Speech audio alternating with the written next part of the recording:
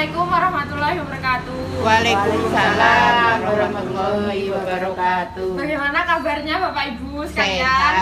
Sehat. Alhamdulillah. Perkenalkan, nama saya Zilmi Fuadiah Nur, mahasiswa Fakultas Kesehatan Masyarakat Universitas Jember. Di sini saya mau cerita terlebih dahulu ya. Kemarin saya kan melakukan pemetaan di Desa Gendoh. Nah, salah satu permasalahan di Desa Gendoh itu adalah yang dihadapi petani di Desa Gendoh itu adalah masalah air. Nah, yang hanya mengandalkan air hujan. Jadi, jika terjadi kekeringan dalam waktu beberapa bulan, nah itu pertanian benar-benar macet. Nah, di sini saya akan melakukan yang namanya itu body mapping. Ada yang tahu body mapping itu apa? Tidak tahu. Tidak tahu. Nah, body mapping itu adalah penggambaran tubuh dari manusia digunakan untuk mengidentifikasi agar suatu masalah itu dapat terpecahkan, gitu ya. Manfaat dari body mapping ini sendiri yaitu menggugah Bapak Ibu melalui perasaan dengan melakukan pemberdayaan berdasarkan upaya yang diangkat. Nah, selanjutnya saya akan menggambarkan tubuh dari salah satu relawan kita. Ini adalah petani di Desa Gendoh. Silakan Pak. Silakan Pak. Tidur? Ya. Tuh. Gimana tidurnya ini? Ya. Ini. Tidur ya. Tuh. Pas guyu-guyu oleh manuk. Ininya terlentang. Ini. Tangannya seperti ini. Posisi supinasi. Ini lagi kurus-kurusnya ini. Tangannya ya.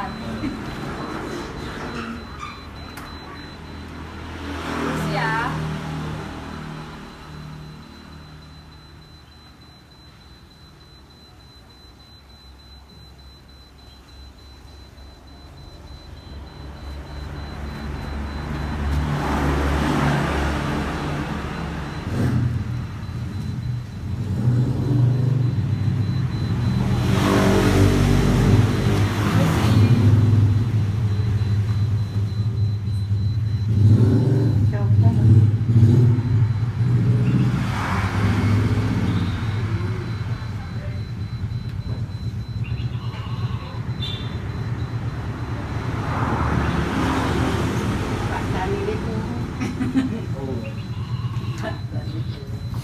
Mikiri wong anu gereja. Aja guyu aja mok. Mikirnya apa Pak tadi ini? Kekeringan. Oh, grab yang saya pikir aku. Pemerintah lo kan dari Mas. Sudah selesai. Silahkan duduk kembali. Lo aku masuk video itu, Bang. Kelaminnya sudah kembang. Nah, terus saya ingin bertanya. Saya ingin Bapak kan sebagai petani ya Ya. di Desa Gendoh. Nah, saya ingin Bapak berimajinasi, bayangkan saja Bapak mimpi buruk tentang kekeringan di desa kita. Ya. Nah, apa yang dirasakan ketika kekeringan? Kesulitan. Kesulitan apa? Kesulitan dalam mencari pekerjaan. Ya, khususnya kan apa? Khususnya orang-orang sekitar. Ya, Pekerjaan orang-orang sekitar. pekerjaan orang-orang di sekitar kita itu apa? Kan rata-rata kan Petani semua. Oh ya, semua. petani. Terus Petani semua. Kalau misalnya kekeringan dia nggak bekerja. oh gitu. Terus habis itu kalau tidak bekerja, mata pencahariannya kan sebagai petani. Habis Ya. itu lalu apa yang terjadi pada saat pertanian macet tidak bekerja itu tadi ya? Ya. Selanjutnya apa penyakit yang disebabkan waktu pertanian macet? Ya. Lama-lama akan banyak yang kelaparan. Jika terjadi kelaparan, gejalanya itu apa saja? Kurus. Ya. Kemudian Boleh dikoordinasikan ya melalui gambar ini. Selanjutnya apa lagi? Berat badan turun. Ya. Ya itu pun mau. Selanjutnya apa lagi? Semutan. Sakit mah mungkin. Apa? Perutnya sakit, mah. Ini. Boleh diambil sendiri, boleh Selanjutnya apa lagi? Pusing. Kaki lemas. Pusing boleh dituliskan.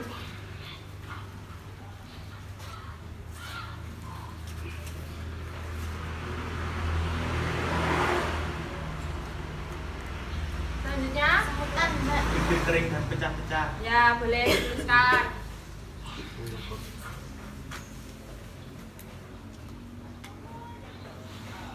Itu tadi apa yang di atas? Pusing. Ya, boleh dituliskan. Migrain. Migrain, ya apalagi di sekujur tubuh mungkin. Gantian ya kalau yang nulis.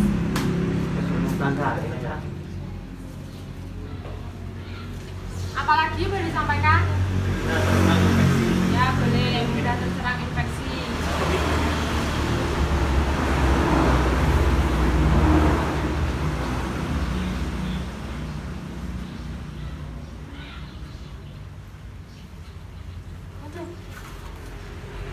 Apalagi boleh disampaikan? Rambut kering, darah tebu. Ya, Inflasi. minum.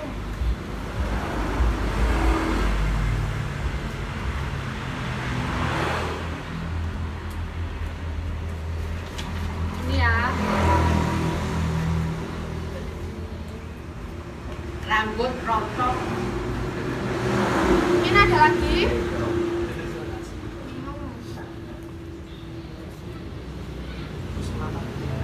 Kelinu. Busuk rapat. Ning di panggon iki. Kena.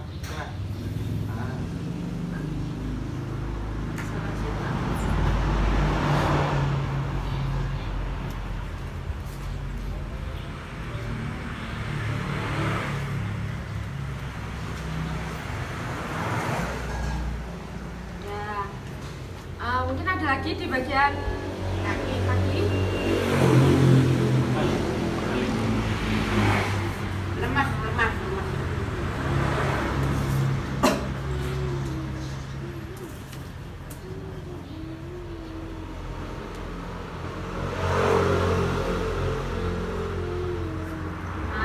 Inflasi.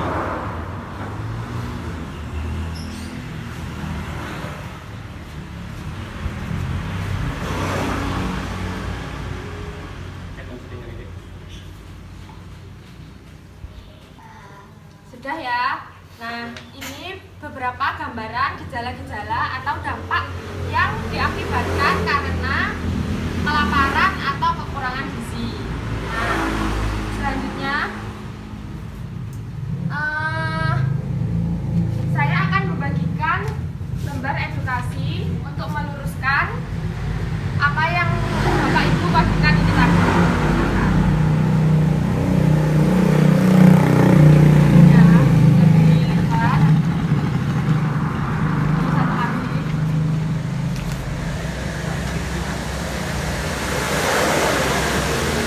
Nah, bisa dilihat jika ini nyambungnya pada yang di papan sini ya, bisa diperhatikan.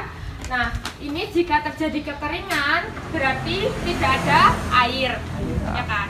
Berarti kalau jika tidak ada air, pertanian kita macet. Selanjutnya, pertanian kita macet mengalami masalah kesehatan, yaitu kelaparan atau tadi apa? Gizi kurang. Ya, kurang gizi, kekurangan gizi. Nah, di sini ada penggunaan air oleh negara di dunia.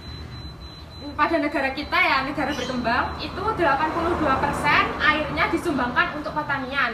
Karena mata pencaharian kita itu sebagian besar itu sebagai petani. Nah, sisanya untuk industri dan rumah tangga. Selanjutnya, ini tadi mengenal kelaparan dan kurang gizi. Apa sih kelaparan dan kurang gizi itu? Bisa dilihat sendiri ya. Kelaparan itu kondisi kurangnya konsumsi pangan kronik. Nah, beberapa gejalanya itu yang disebutkan Bapak Ibu sekalian. Nah, yang pertama itu pegalinu. Ya, benar ya. Pegalinu itu kayak melemahnya otot gitu. Melemahnya otot-otot karena kelaparan tadi atau kekurangan gizi. Nah, selanjutnya mudah sakit. Nah, benar ini yang digambarkan pada coding awan ini ya, bisa dilihat mudah terserang penyakit infeksi. Nah, sering sakit. Nah, berarti kondisi imunitasnya itu menurun. Seperti itu ya, Bapak Ibu. Ya. Kondisi imunitasnya itu menurun. Nah, selanjutnya sakit mah ya benar, karena kelaparan ya, tidak ada lambung, tidak ada yang diolah, yang di mesin itu tidak bekerja di lambung sehingga menyebabkan sakit mah. Nah, selanjutnya kesemutan boleh, rambut rontok boleh karena kekurangan vitamin C. Terus pusing boleh karena itu tadi kelaparan menyebabkan pusing. Selanjutnya bibir kering dan pecah. Ada bisa menjawab bibir kering dan pecah itu karena apa? Gara-gara kolagen vitamin C-nya kurang. Ya. Ya, gara-gara vitamin C-nya kan kurang tadi ya, imunitasnya menurun sehingga bibir kering dan pecah-pecah itu terjadi. Nah, selanjutnya apa yang terjadi Bapak Ibu ketika gejala-gejala itu ada? Yang pertama apa? Itu tadi? Wasting. Ya, wasting. Nah, kurus. Sehingga badan kita itu dalam keadaan kurus gitu loh kalau kelaparan dan kekurangan gizi. Selanjutnya stunting ya, stunting. Selanjutnya busung lapar ya, tadi yang disebutkan tadi ya, busung lapar.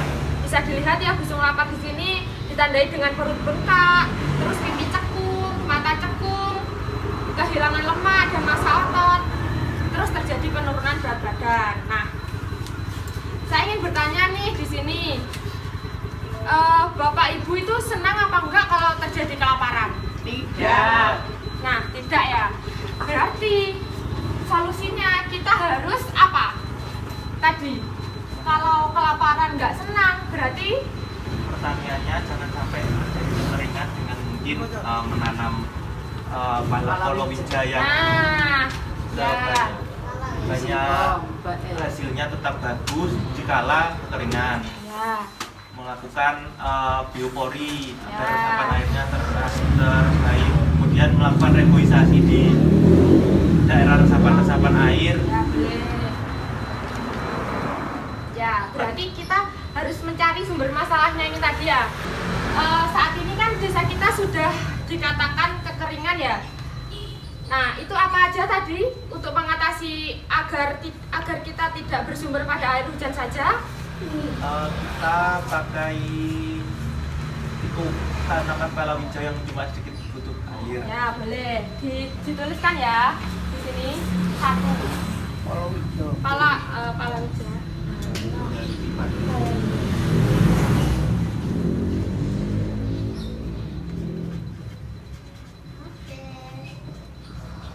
Ya, boleh. Apalagi sambil menunggu yang disebutkan tadi. Contohnya ini. Bapak Ibu, Palawija, Bapak. satu. Biopori ya. Dia satu lanjut rokok. Selanjutnya apalagi setelah penghijauan? Bisa dituliskan mungkin? Membuat sumur bor di sawah. Ya, boleh.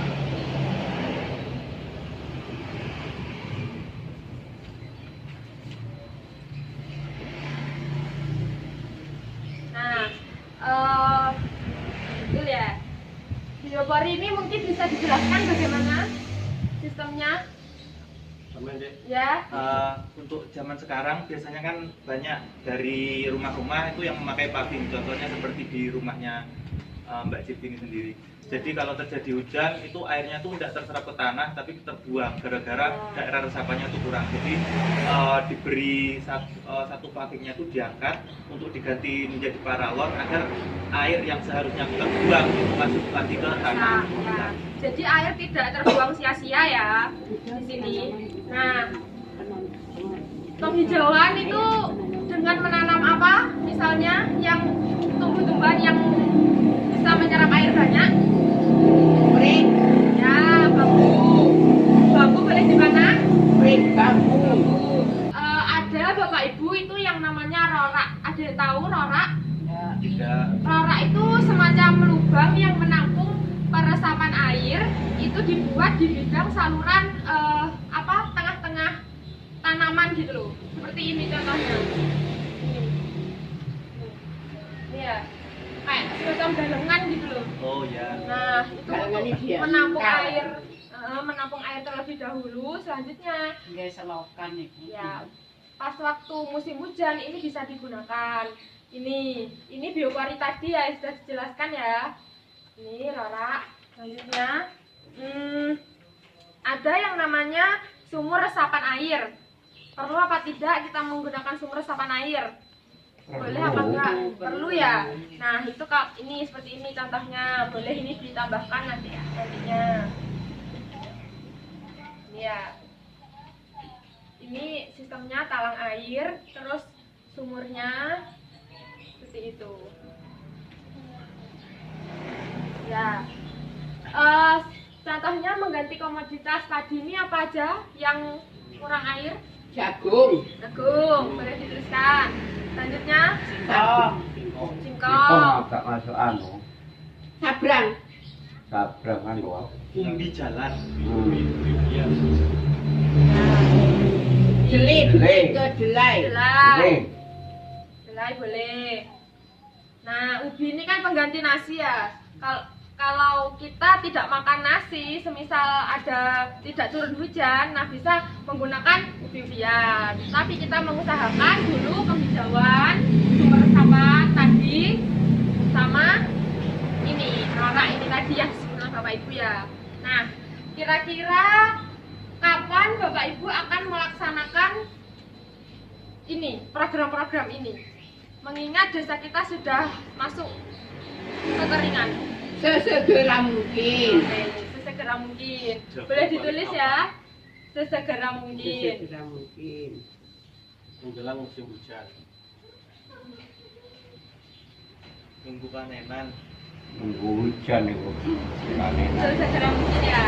Nah, selanjutnya komitmennya seberapa besar sih Bapak Ibu? Ya 100% sebenarnya, tapi masih belum punya dana. Oh, seperti itu. Di sini saya akan meluruskan ya ini ya. Untuk mengganti komoditas ini sebenarnya tidak memerlukan dana besar. Juga biopori juga. Kita memerlukan paralon dan sampah-sampah yang kita buang sehari-hari itu saja. Begitu. Ya. Jadi komitmennya cukup besar ya di sini ya. Ya. Terima kasih. Di sini saya akan memberikan sedikit kata-kata untuk memotivasi Bapak Ibu di sini. Nah, bisa dibaca sendiri ya. Lingkungan ini bukan warisan nenek moyang, melainkan titipan dari anak cucu kita. Berarti kita itu bisa merasakan, anak cucu kita itu bisa merasakan dari kita, bukan berarti nenek moyang kita yang bisa merasakan, gitu ya. Jadi kita harus berpikir ke depan. Ya. Terima kasih. Terima kasih atas perhatiannya. Wassalamualaikum warahmatullahi wabarakatuh. Waalaikumsalam warahmatullahi wabarakatuh. Bu,